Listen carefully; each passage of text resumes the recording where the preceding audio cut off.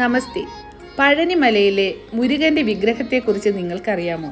പഴനിമലയിലെ മുരുകൻ്റെ വിഗ്രഹം ഒരു പ്രത്യേക തരം കൂട്ടുകൊണ്ടാണത്രേ നിർമ്മിച്ചിരിക്കുന്നത്. അതെന്തെന്നോ? നവപാഷാണം എന്ന വിഷക്കൂട്ട്. നിരവധി സന്യാസിമാരുടെയും സിദ്ധന്മാരുടെയും തപസ്സിനാൽ പുണ്യഭൂമിയായി മാറിയ ക്ഷേത്രമാണ് പഴനിമലയിലെ മുരുകക്ഷേത്രം. ഭോഗർ എന്ന സന്യാസി ശ്രേഷ്ഠനാണ് പഴനിയിലെ മുരുക വിഗ്രഹത്തിൻ്റെ നിർമ്മാതാവ്. പുരാതന ഗ്രന്ഥങ്ങൾ അനുസരിച്ച് 9 വിഷലോഹങ്ങളുടെ കൂട്ടുപയോഗിച്ചാണ് പഴനിയിലെ മുരുക വിഗ്രഹം ഭോഗർ നിർമ്മിച്ചിരിക്കുന്നത്.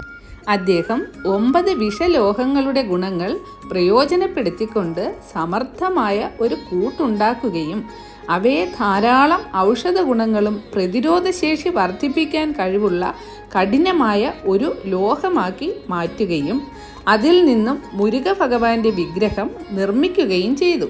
തുടർച്ചയായി അഭിഷേകം ചെയ്യപ്പെടുന്ന ഈ വിഗ്രഹത്തിലേക്ക് അഭിഷേക പദാർത്ഥങ്ങൾ ആഗിരണം ചെയ്യപ്പെട്ട് അത്ഭുതകരമായ രോഗശാന്തി ഗുണങ്ങൾ നൽകുന്നു.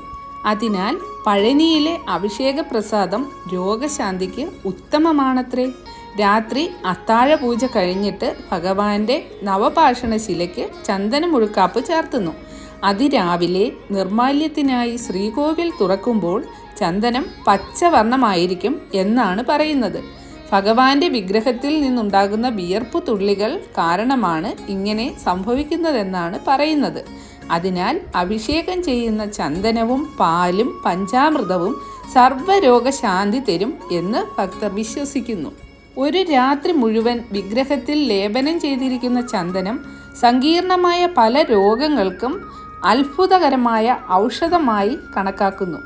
ഭോഗർ മുനിയുടെ ഈ കൃത്യമായ കണക്കുകൂട്ടലുകൾ ഇപ്പോഴും അജ്ഞാതമാണ്. ലക്ഷക്കണക്കിന് ഭക്തർക്ക് ആശ്രയമായിരിക്കുന്ന മുരുക ഭഗവാന്റെ ഈ വിഗ്രഹം ഭോഗർ മുനിയുടെ രസാവാദ വൈദഗ്ധ്യത്തിൻ്റെ തെളിവായി നിലകൊള്ളുന്നു.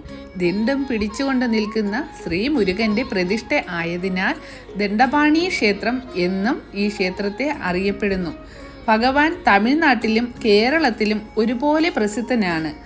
നവപാഷാണ നിർമ്മിതിയായ ബാലമുരുക വിഗ്രഹത്തെ അല്പനിമിഷം ഉറ്റുനോക്കിയാൽ ശാരീരികവും മാനസികവുമായ ഉന്മേഷവും ആരോഗ്യവും ലഭിക്കുമെന്നും അദ്ദേഹം അന്നു തന്നെ പറഞ്ഞു വച്ചിരുന്നു. ശിലയിൽ നിന്ന് വരുന്ന കാറ്റ് നമ്മുടെ ശരീരത്തിൽ തട്ടുമ്പോൾ ശരീരത്തിൻ്റെ അകവും പുറവും ശുദ്ധമാകുന്നു. ആ രശ്മികൾ പൂർണ്ണമായും നമുക്ക് ലഭിക്കണമെന്നതിനാലാണ് പഴനി മുരുകനെ കൗപീനധാരിയാക്കി ശിലയുണ്ടാക്കിയത്.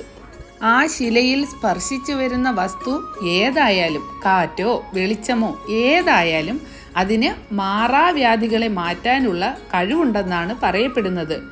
ദണ്ഡായുധപാണിയായ പഴനി മുരുകനെ ദർശിക്കുന്നവർക്ക് നവഗ്രഹങ്ങളെയും ദർശിച്ച ഫലം കിട്ടുമെന്നും പറയപ്പെടുന്നു.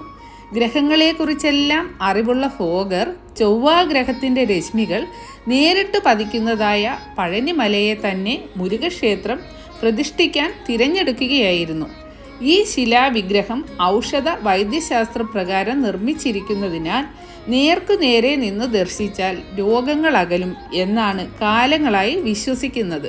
ശ്രീകോവിൽ അടയ്ക്കുമ്പോഴുണ്ടാകുന്ന ചൂട് കാരണം ശില വിയർത്ത് വെള്ളം പാർന്നൊഴുകും എന്നും പറയപ്പെടുന്നു. ഈ തീർത്ഥവും വളരെ ഔഷധ ഗുണമുള്ളതാണ് എന്ന് ഭക്തർ വിശ്വസിച്ചു വരുന്നു. ഓം സ്കന്ദായ നമഃ.